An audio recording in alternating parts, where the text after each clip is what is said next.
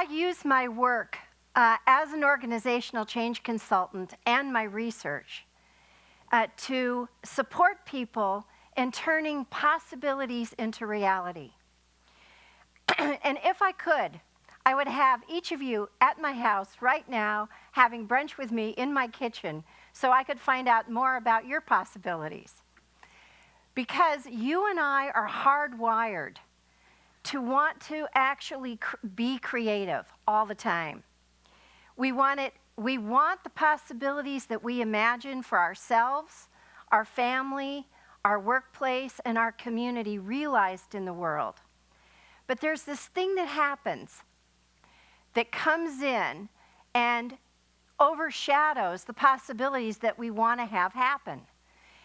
This dark cloud is made up of concerns and fears and doubts and worries about how will we actually get it to happen. We don't have to stay in that dark cloud because we could pay attention to our conversations and we could pull ourselves and others outside of the cloud and actually interact with each other. Because what we do is in conversation, we are always making our current reality as well as our future. And because of that, I looked at how do we actually collaborate together when we're making possibilities go from wild and crazy ideas that we're working on together and actually have it go to, yes, we want to make this one idea happen. So I researched what were the conversations that actually happened that made that happen.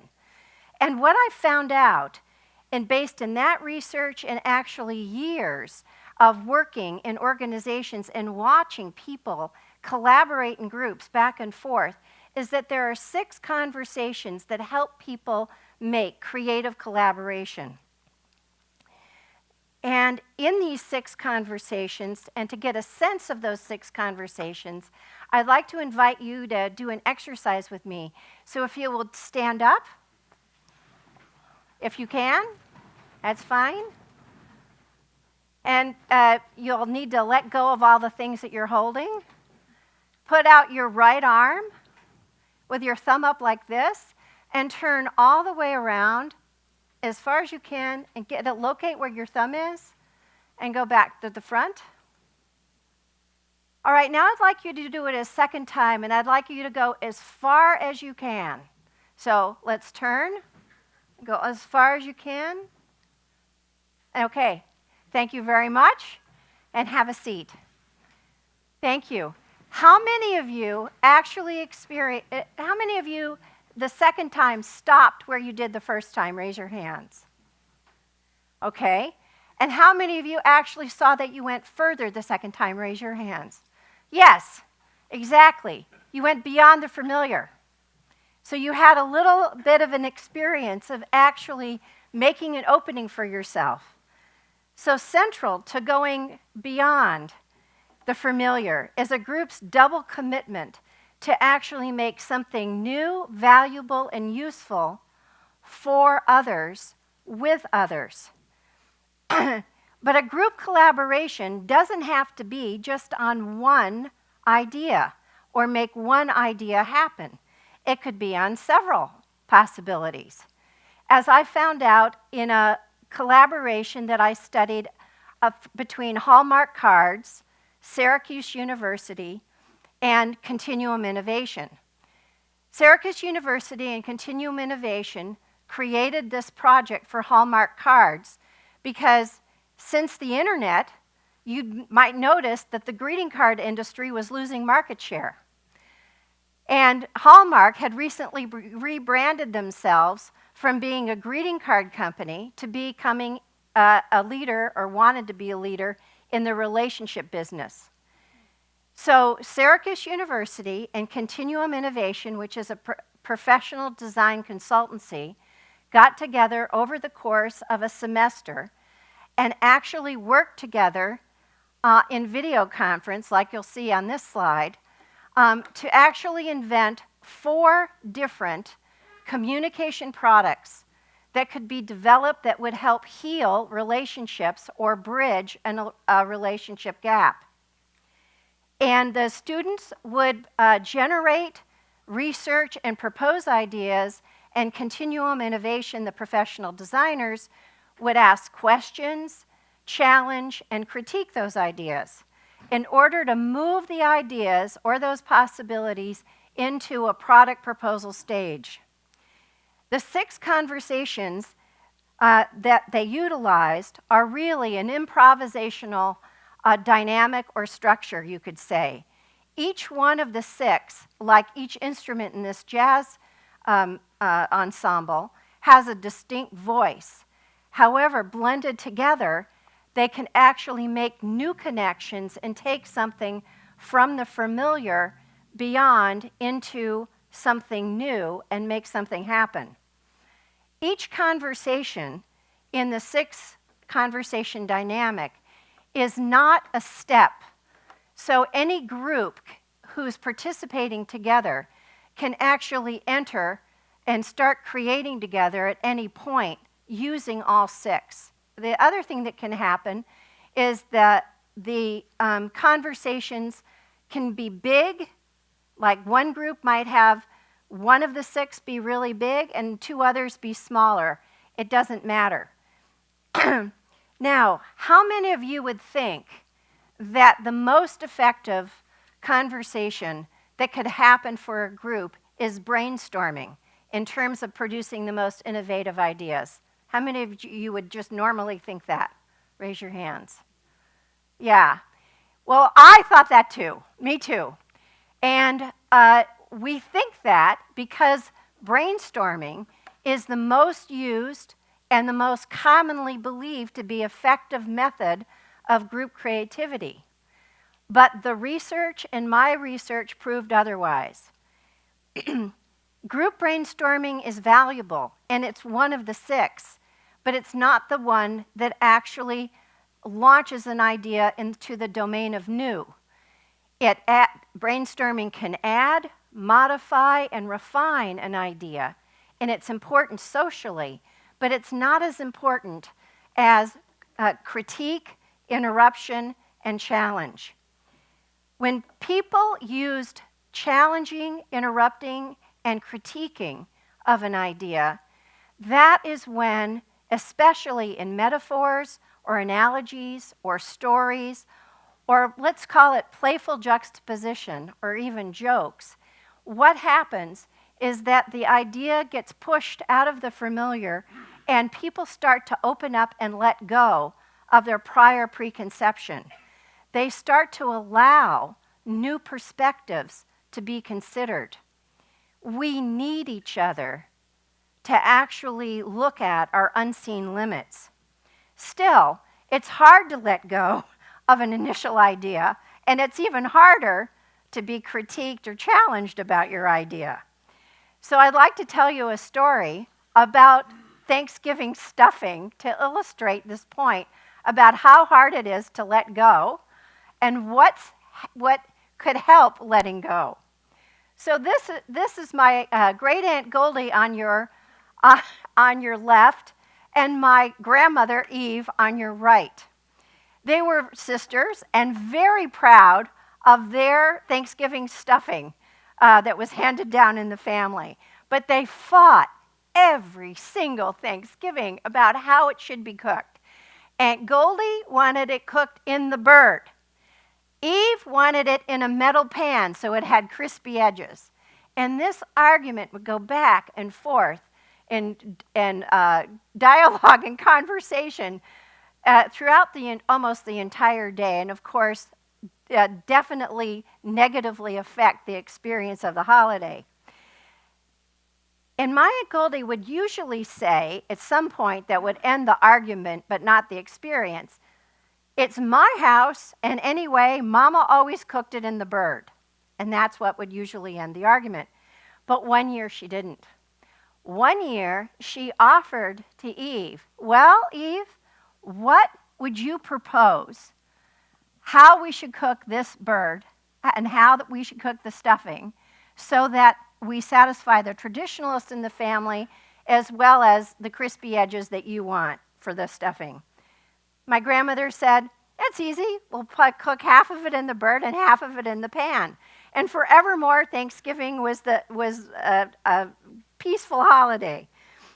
But this was no compromise. I don't know why or what happened that made Goldie say that to my grandmother that one year. She never told me. But what I can say is that she connected to my grandmother's idea. She let go of being right, and she let go of the one who knew. And she chose a different response. Her offer actually gave power to Eve to make the choice for the family, and for not just for the dinner, but for the whole family. Goldie connected to Eve's idea, and that elicited a different response. So connecting and exploring the idea is important as one of the conversations. And this is a relational act, because when you can make offers to people about their idea, it actually shows interest and concern about the possibility itself. It starts to make the possibility more important than the personality that proposed it. That, in turn, helps the group create more trust and respect together to actually push and support all the ideas going forward. The fourth conversation is to choose your response. Is it going to brighten the possibility, or is it going to darken it? When people take responsibility for how what they say affects or lands for another person, it actually begins to change the dynamic or the pattern of the interaction, like Goldie did with Eve.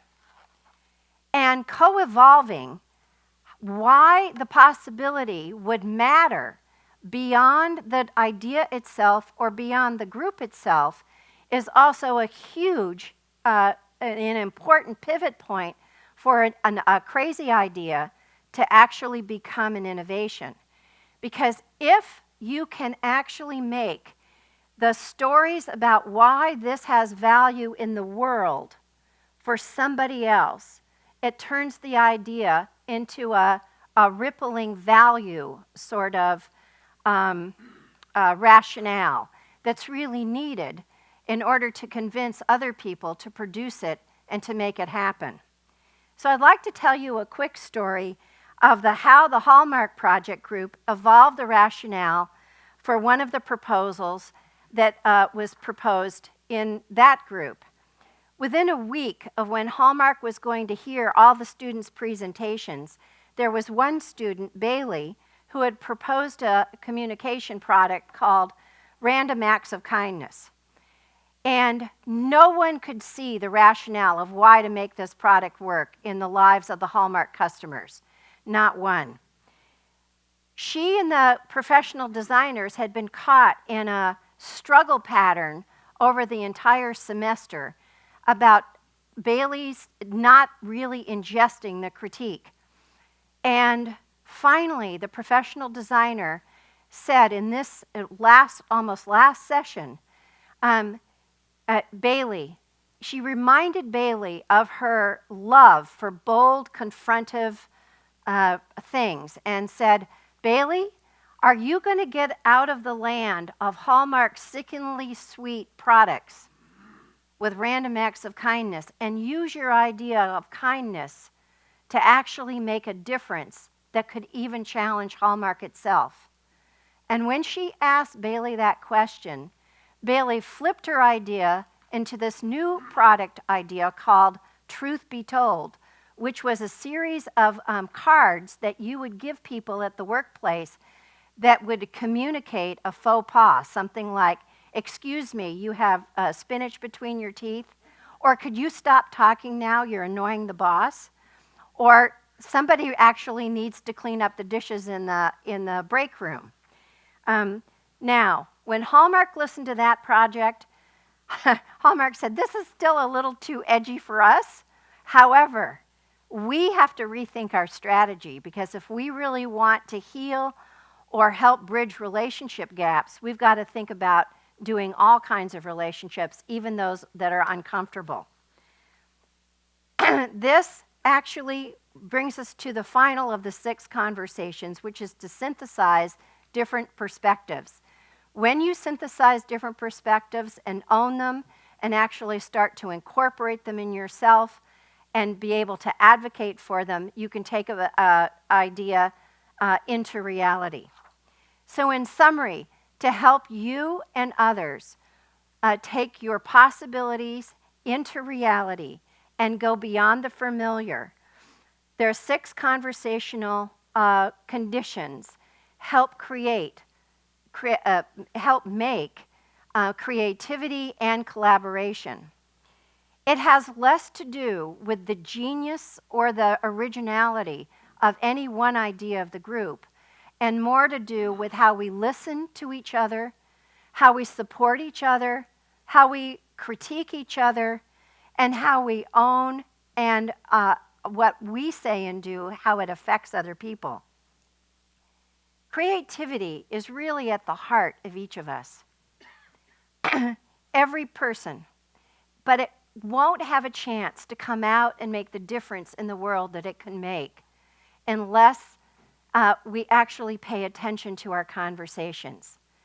So, by how you listen and speak, you can help yourselves and others and the world realize possibilities into reality. Thank you.